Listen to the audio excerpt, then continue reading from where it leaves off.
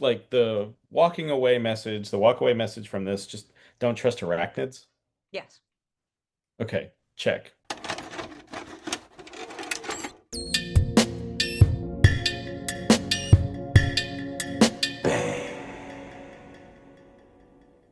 Hey there, Toonami faithful, and welcome back aboard Toonami Absolution, where we talk about the shows that made us us and the shows that made you you. Once again, we are your hosts. My name is Alyx. I'm Sam. And I'm John, Beast Wars Season 2, Episode 11 and Episode 12, The Agenda, Part 1 and Part 2. We nearly got a two-parter in the same episode, but Beast Wars went, nope, we've got a third. Ha-ha!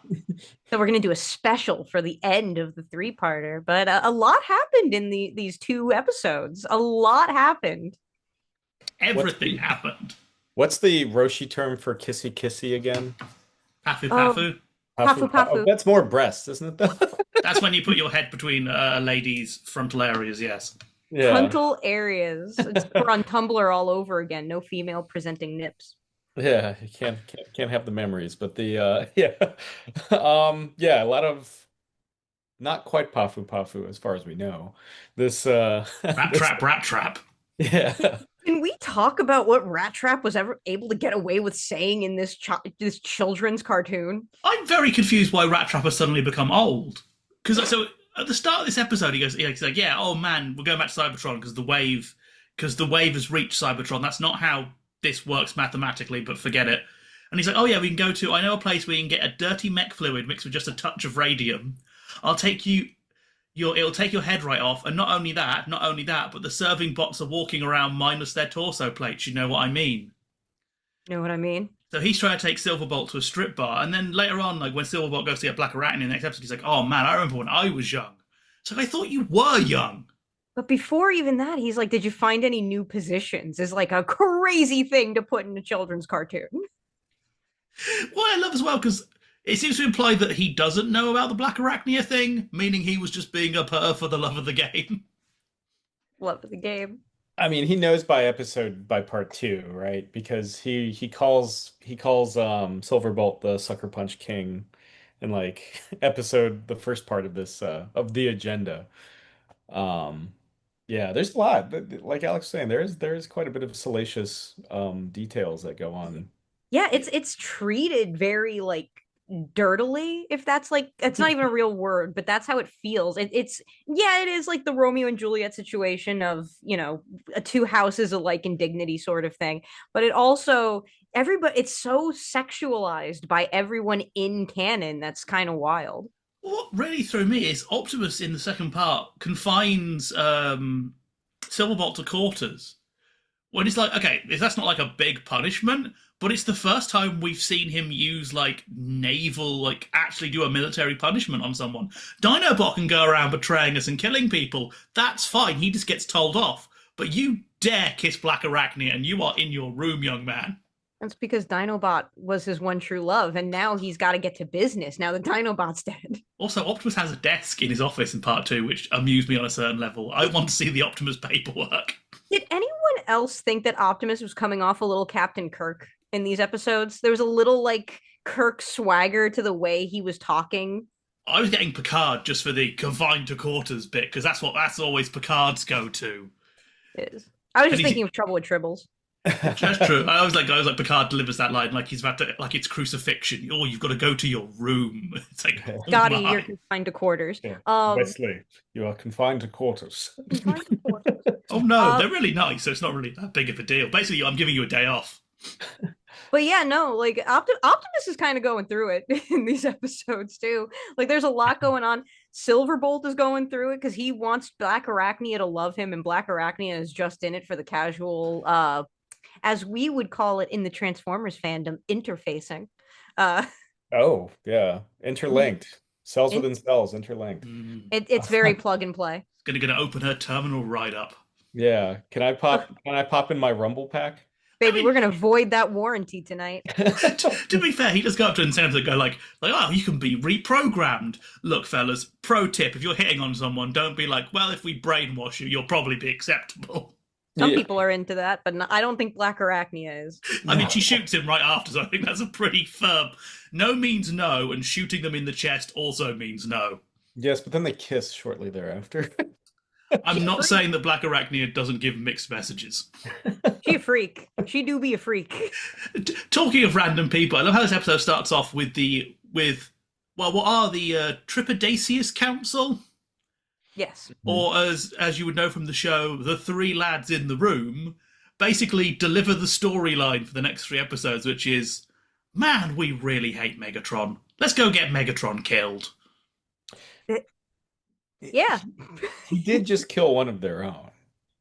No, it has to be done in a very specific way, but it also does kind of show what has happened in the post Cybertronian war world, where like the Predacons aren't exactly like fully in the war part. They're now it's all like Cold War energy between the Autobots and Decepticons essentially.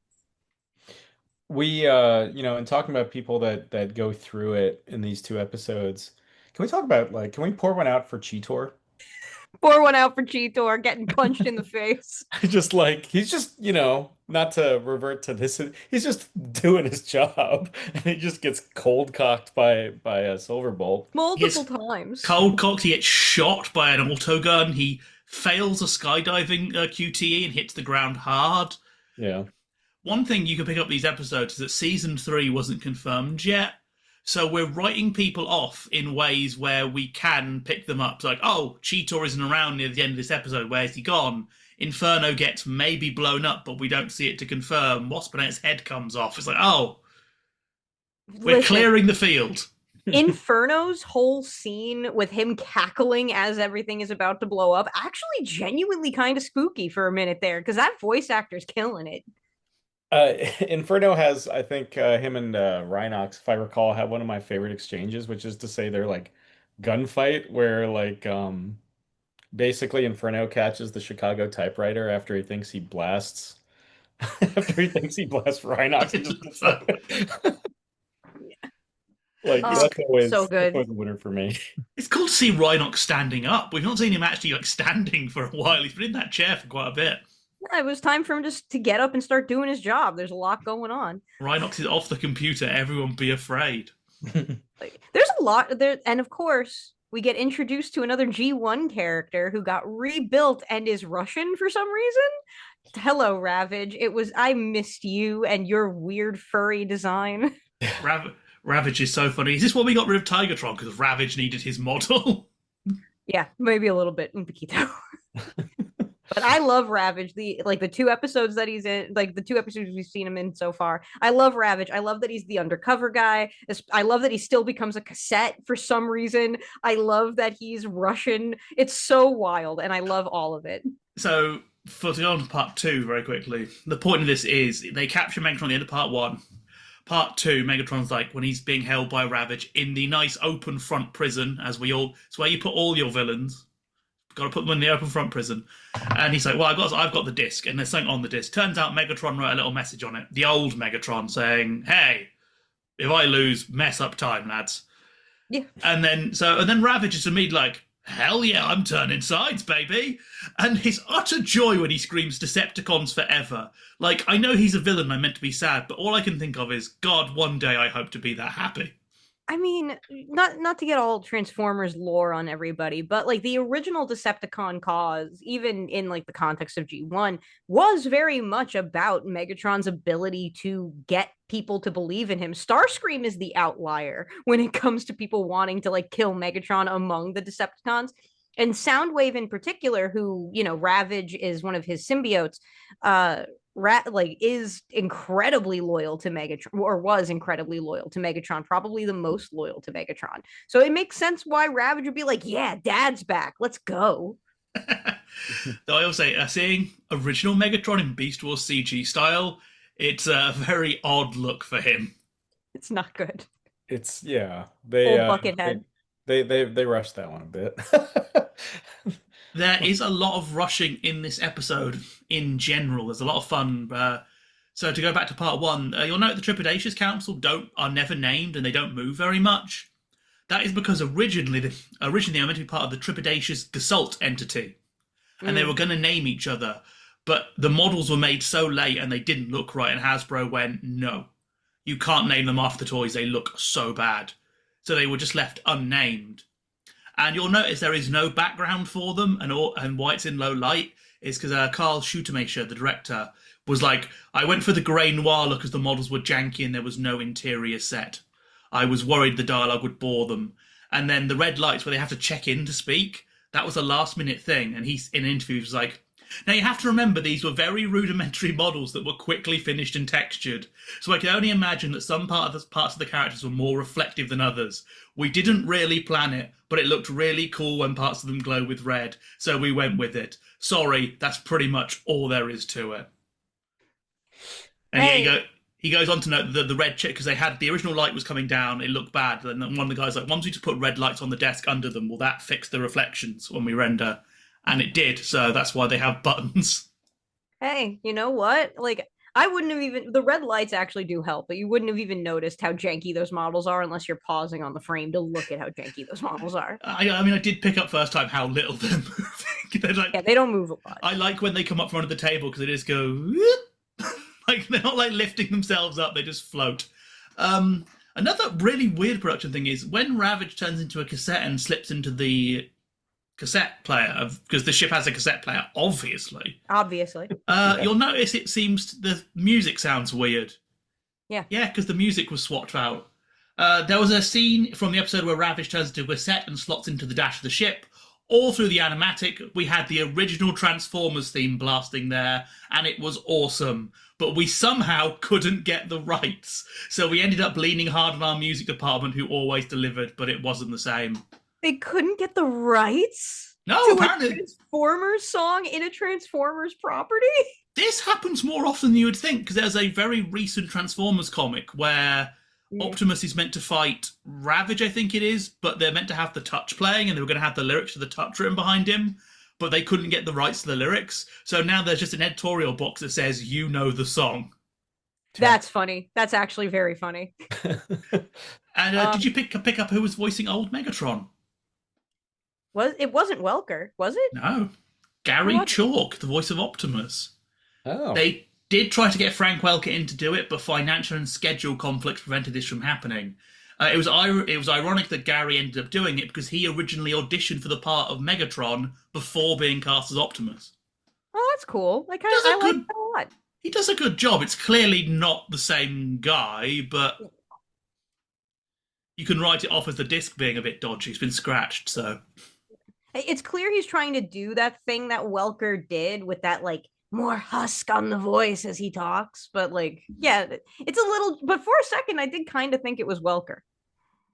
I think if you're a kid who hasn't heard G1 for a while...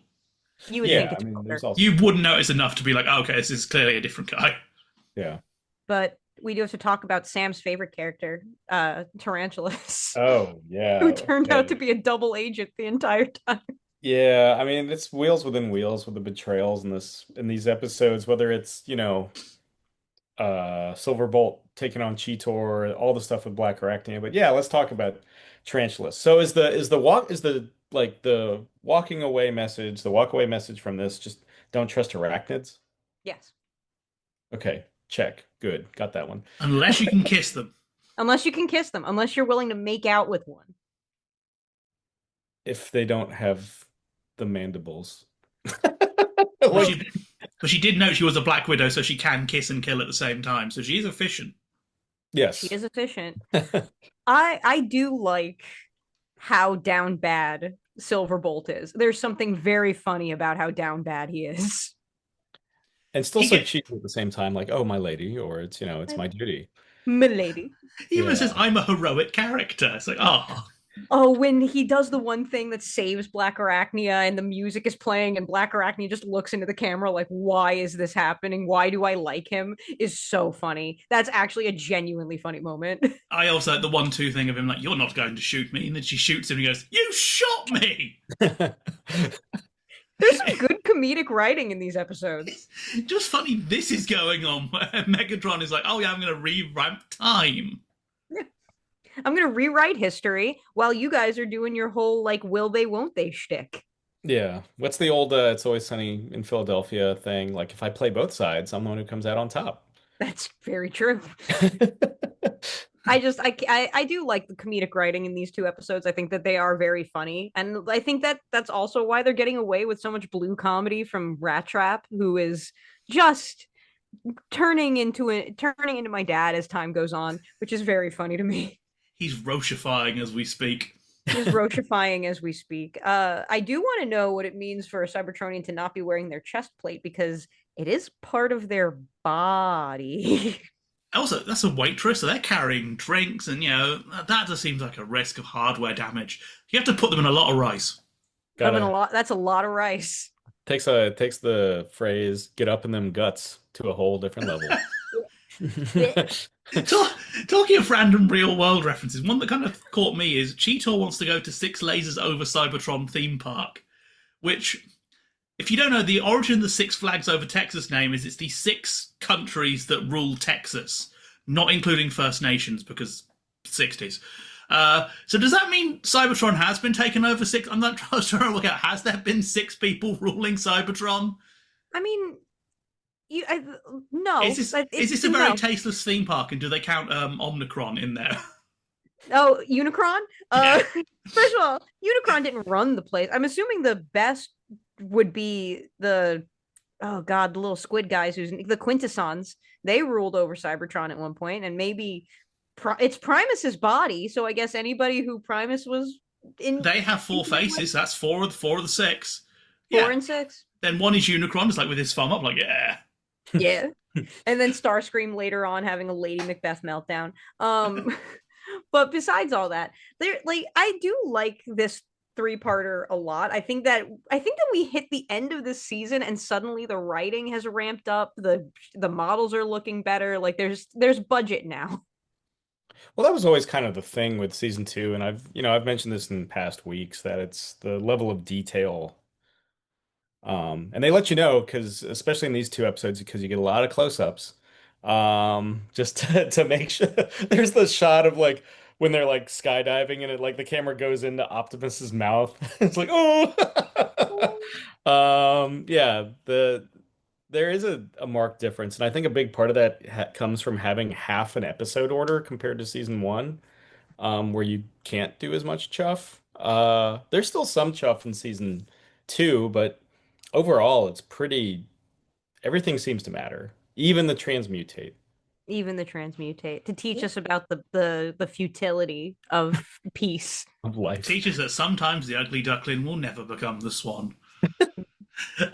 One thing with the camera, the thing you notice is the camera is now we're getting like shots from different angles where we're scaling people more. Like in season 1, the camera is usually about waist level and remains fixed. Like we get the really nice shot of Rhinox on his computer where we're looking up at him, which is a really nice, and you can see the guys in the background are all small, so they've clearly got some like scaling down now, and we can move cameras in shots without cuts. I also do like the shot like right before Waspinator gets hit by the little craft that they're on, that it's like you see the craft slowly coming towards Waspinator, and I think that that's a really nice little shot too. I also like that Megatron knew exactly where they were going to be just to get Waspinator hit by them. I choose to believe that like the plan to send Waspinator was to get him killed because Megatron's like, if I'm dying, he's not outliving me. But don't count Waspinator out yet, because he's now a hand on a head.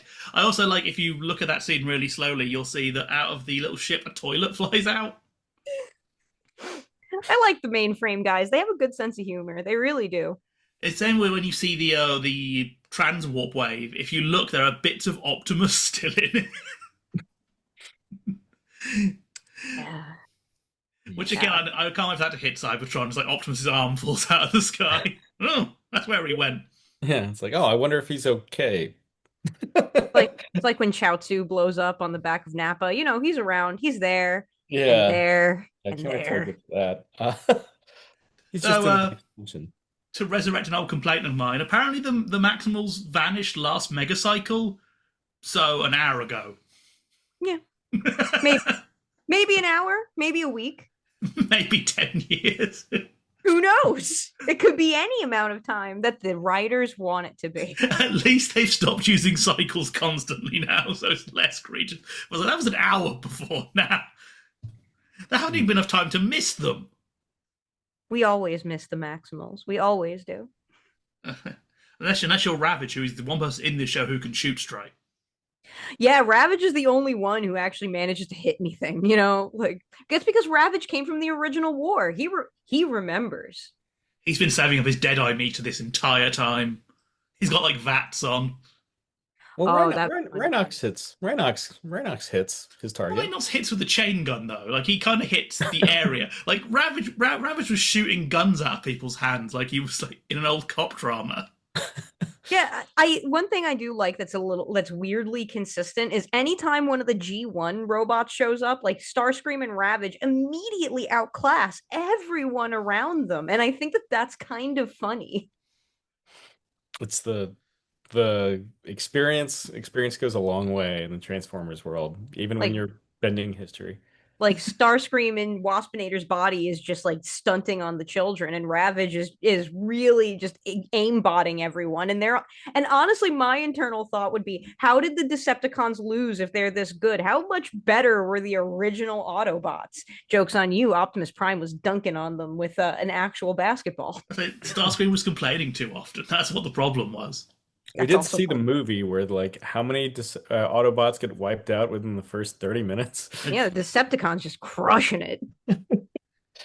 Decepticons only can like have like a period every year where they just get really strong, but they expend it. It's kind of like when Inuyasha gets the full moon and he becomes full demon for like 5 hours. Time to get all the to-do list done. Yeah, all the enemies. Line up for your kicking, lads. Yeah. Jazz, I haven't able to find this. I was curious. Do we know at what point they decided that Megatron wrote a message on the disc? Because that clearly wasn't planned earlier on. Yeah, I think it might have been planned around the time Dinobot died. I think that might have been when it happened, because he blows up the disc and Megatron's all freaked out about his plan being destroyed. But then right after, he's like, "Oh, I have a fragment of it. I have just Megatron's track." That would also kind of track, right? Because Bob Forward writes the entirety of this three-parter, and he also directed Code of Hero, whatever, the death of Dinobot. So that's probably Bob Forward finally being like, okay, we're only getting 13 episodes. Let's get that runway ready. Like, here Let's we do go. it. Let's make it happen." That would fit with what we said last week, because Scott McNeil didn't know Dinobot was gone for good until he was recording Code of Hero. So We have a lot to talk about with Scott McNeil this week. I'm not going to start talking about my deep affection for Scott McNeil until later. But again, with the amount of characters he has to play in this, he just continues to be very good. I like him as Silverbolt a lot. he makes Silverbolt could be such an annoying character, but he does somehow he's riding that line perfectly of Silverbolt being stupid but not annoyingly stupid. He's not Scrappy Doo yet. I do like Black Arachnia. Like, I love him big and dumb. What a relatable thing Black Arachnia has said in that place. Get in the comments, people attracted to men and men assigned people. Do you like them when they're partially a dog? You like them when they're big and dumb? If so, you are in the majority. This is a pro himbo household. Pro himbo household. Would you say that Silverbolt is a himbo? Yes. I think he's a level below. What's the level below himbo? I don't know, but like himbo I would trust in a kitchen on their own. Silverbolt I wouldn't trust near sharp objects. Yeah. You have to get the power outlet covers around Silverbolt. Silverbolt, I've got a gate on his bedroom door. I'm like, you're not coming out unless you're being watched. He's not coming out unless you're being watched is crazy. Hands off the knives. I do want to talk a little bit more about Inferno and how he fluctuates in this show from being basically kind of annoying to being outright terrifying, and there's no in between with him. And I think that that's a very fun thing about this character is he is scary, and the show wants you to know he's scary, but alternatively, he's also kind of crazy. So I appreciated that whole scene with him in the mine and fully prepared to lay it on the line for the royalty. Yeah, I found it really interesting. It was him doing that and not Rampage, because Rampage gets unceremoniously dumped in Agenda Part 1. Like, he shoots at the transwarp ship Ravage is in, and Ravage just goes, nope! Nope. A mortal spark, no you don't. Oh, I know all about that. I worked with Starscream. I didn't like him either. Didn't like him either. Made him kind of annoying. So you got to do what you got to do. I brought the gun that kills Starscreams with me. Made out of Unicron parts. It's just labeled like the Marvin the Martian's guns. Oh yeah, the T-36 space modulator. Where was the Uh, earth-shattering kaboom? yeah, this is such a weird combination. It does. I will say we had the problem we had last episode again, where it did feel like there's an episode in the middle somewhere here that never happened. Because I love the very start of the Agenda Part 1, Megatron's like, so what about those early humans? And they're like, oh, they ran off. We won't be able to find them now. Okay, well, I guess we're not gonna look. Nah, we're gonna give up on that whole thing. Yeah, no point. We got new stuff to do now. Now that we know about the message from Megatron that totally wasn't written into this episode after the other ones. Yeah, and then the badly animated lads pop up being like, this was all planned. Have you seen the show Lost? We had this in mind from the beginning. All according to Keikaku. Keikaku means plan. But yeah, so for you two, before we start getting into final thoughts, what do you think our last episode of season 2 of Beast Wars is going to bring us? What do you think the end of this 3-parter is going to be like? Well, I mean, we've got Megatron on the table. What is Megatron's favorite thing in the whole wide world? Killing Ice cream. Prime. Killing Optimus Prime. Done. So, You think Optimus is going to die a second time? Second time. I think Optimus dies every time. Every time. Yeah. I think Bob Forward, when I read his stuff, sounds to me like a true old-fashioned carny. So I can totally see next episode Optimus is going to die, or we're going to have a really bad cliffhanger where we don't know who's dead, just so he can go to Hasbro and be like, that plot ain't finished. Come on, you've got $5 behind the couch. We can make another one. Yeah, I mean, another possibility is like Optimus or Megatron's plan succeeds. Knowing that there's a season 3 coming, Megatron's plan succeeds and it creates some like, Megatron. well, yeah, the just all this temporal nonsense. Basically, Star Trek Prodigy season 2 that they have to fix. Dang. In all of Dang. Because That's a deep cut. That's nobody watched Prodigy, right? Me, I'm the one who watched Prodigy, and you. So I did. Yeah, we're the only audience for that show. Yeah. Even when it went to Netflix. Sorry, Prodigy. I got along with the Hageman brothers. They're great. But anyway, yeah. So that's I could see that being a good direction for season 3. Actually, as I'm saying this out loud, it makes more sense that season 3 would be like, if season ends with the threat of time getting undone, season 3 could be about fixing time. Optimus regenerates into Bumblebee, and he makes Black Arachnia into a single mother while fixing the time stream. That would make sense. I love that in this particular case, Optimus Prime is Doctor Who. Yes. That's how the last season ended, it perfectly acceptably. No one complained. I do think there was a Transformers TARDIS toy at one point. I don't know how expensive it is now. Hurts. Yeah. Oh, it's bad. Look, the Hello Kitty ones and the Doctor Who ones are very, very expensive. That makes a lot of sense. If they make a Starship Enterprise Transformer, damn it, that's where my paycheck is going. It's all owned by Paramount these days. I don't see why not. That's true. But it is time for some final thoughts. So let's get those final thoughts. Love, betrayal, action. We love it. That's it. We got one more part to go.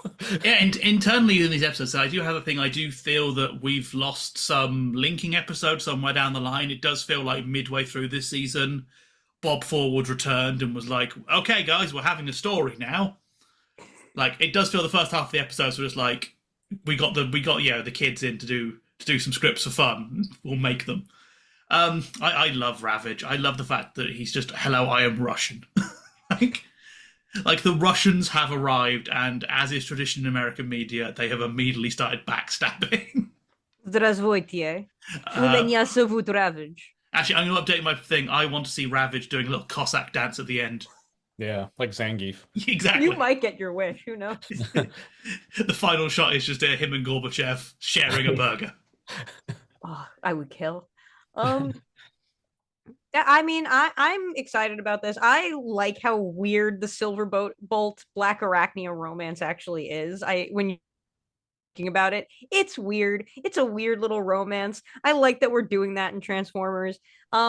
I love Ravage being here. Like I can't pretend that when they don't throw some G1 stuff in, it doesn't make my little nerdy heart flutter, feeling very seen when I see Ravage, especially because I do love Soundwave and Blaster and all their cassettes. My cat is named after one of Blaster's cassettes, for God's sake. But yeah, no, I like these episodes. I'm so excited for the end of the season so that we can enjoy it all together and we move on to our next Western animation. But that does mean that we have pulled into our final destination. That's right, it is time for us to disembark from Toonami Absolution. We want to thank you once again for joining us and talking about the shows that made us us and the shows that made you you. We have been your hosts. My name is Alyx. I'm Sam. And I'm John. And we'll see you next time. Bang. Cyber Moscow, Moscow. Doodle, doodle, doodle.